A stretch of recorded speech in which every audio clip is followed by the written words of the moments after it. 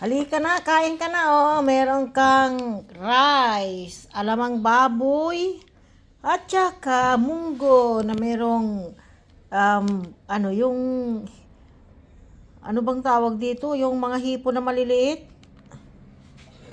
Halika na, ihanda na kita. Wait lang, saglit lang, tonton, saglit lang. Nasaan yung box? Ayan. Dito ko na siya pakakainin dahil marami rin tayong box. So, dyan natin ilalagay mga kakaaro. Ayan.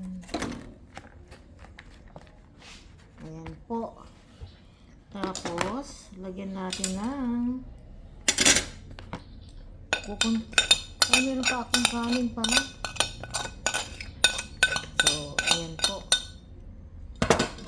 Pero tama na rin to para mag-diet si Tonton kasi ang taba-taba niya. Taba-taba ni Tonton eh. Gupit-gupitin natin. Ayan po. Talagang baboy na baboy yung karnin talaga, oh. Kukunti lang yung sa kanyang lechon. Alamang. Ayan po. Tama na yung alamang niya. Baka mamaya maalat na. Lagyan ko ng munggo. Oh. Ha? Oh. Yan.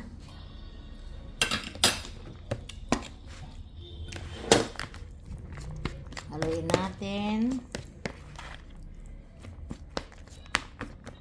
Ilan lang yung lechon. Ton! Halika na. Tapos na yung pagkain mo. Ayan. Oh, ayan. Tapos na. Ang tuntun ko. Love you, love you. Ang gwapo-gwapo ng dog ko. Diba? Ang gwapo-gwapo. Sige na, sirin. Okay, kain na. Okay, kain na po. Bye. Sige na. Ayaw niya talaga ng binibidyuhan eh. Okay. Let's eat. Yum yum. Bye-bye.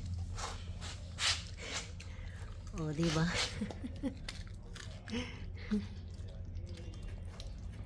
Yummy. Bon appetit, Tonton. Bon appetit. Bon appetit, Kaimli. Bon appetit. Sige na. Yala. Yala, kamod. Yala, guwapo. Yala, handsome. Kamod is handsome.